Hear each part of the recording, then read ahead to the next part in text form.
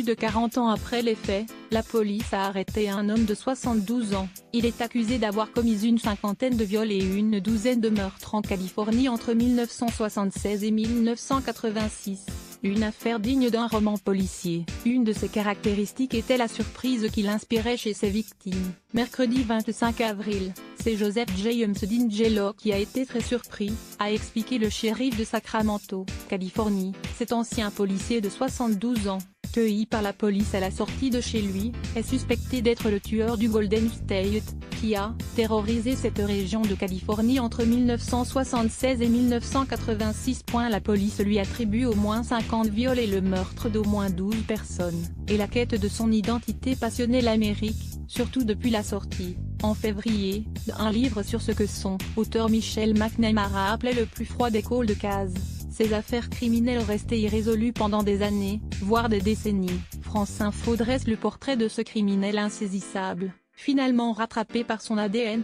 Il a commis au moins 50 viols et 12 meurtres. Pendant longtemps, la police n'a pas fait le lien entre les différents crimes qui lui sont aujourd'hui attribués. Ainsi, la police a annoncé mercredi qu'elle chercherait à déterminer si le suspect était aussi le saccageur de Visalia, auteur d'une série de cambriolages et de viols ainsi que d'un meurtre entre 1974 et 1975. Mais les crimes connus du tueur du Golden State commencent en 1976 à Rancho Cordova et Citrus Heights, deux villes de la banlieue de Sacramento, puis se poursuivent dans d'autres villes du nord de la Californie. À l'époque, le criminel est appelé le violeur de East Area. Il est alors soupçonné d'avoir commis des dizaines de viols, au domicile de ses victimes, et un premier meurtre, d'un couple qui promenait son chien, en 1978. En 1979, le violeur de East Area disparaît dans la nature, mais une nouvelle série de crimes débute dans le sud de la Californie, autour de Los Angeles, alors attribué à un certain Night Stalker, l'homme qui suit dans la nuit, en quelque sorte. Après une première attaque ratée, ces faits connus sont tous des meurtres de femmes seules ou de couples, précédés de viols. 9 morts lui sont attribués entre 1979 et 1981. Il ressurgira en 1986 pour un dernier meurtre. Mercredi, Joseph James DiNgelo a été inculpé de 8 de ces 12 meurtres. Il avait un mode opératoire glaçant. Un point commun lie l'essentiel des crimes du tueur. Ils étaient commis au domicile de ses victimes. Joseph James DiNgelo entrait par effraction en pleine nuit, le visage couvert d'un masque de ski, et les réveillait en pointant une lampe de poche sur leur visage pour les aveugler. Avant de les attacher, les bâillonner, leur bander les yeux et, dans le cas des femmes, de les violer. Les faits pouvaient s'étirer pendant des heures, au point que certaines victimes croyaient leur bourreau parti avant de découvrir qu'il était en train de piller leur maison. Il avait pour habitude de voler des petits objets, à la valeur surtout symbolique, comme des bijoux ou des pièces d'identité.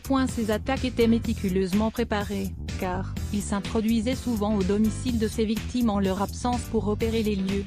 Il désactivait la lumière sur le porche et déverrouillait les fenêtres. Il retirait les balles des armes à feu. Il cachait des lacets ou des cordes sous les coussins, écrit Michelle McNamara dans I'll Be Gone in the Dark. Certaines de ses victimes avaient reçu des coups de fil du tueur. Parfois, il prétendait s'être trompé de numéro, pour mieux connaître les heures où elles étaient chez elles. D'autres fois, il susurrait des menaces de mort.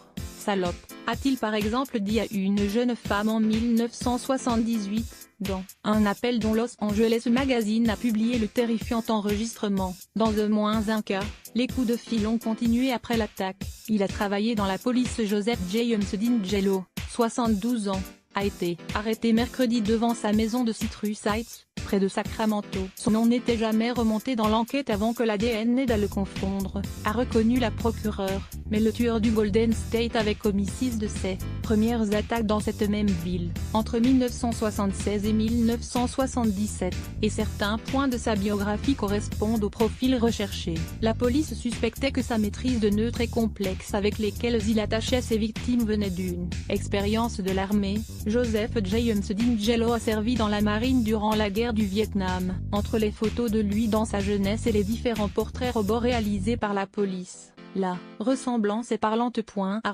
@patonosovalt @criminologiepod @truecrime garage made this collage of _ sketches against photo of Joseph D'Ingelo, actually of cani in some of them, _ Easter rapiste golden state killer ilbigonante darkpeak.twitter.com /xquit phbk, elivightway @elidime, 25 avril 2018. En 1973, le suspect s'engage dans la police à Exeter, dans le sud de la Californie, non loin de Visalia, où ont été commises une première série de viols et un meurtre sur lesquels les enquêteurs devront se pencher. Il est affecté à un commissariat proche de Sacramento en 1900.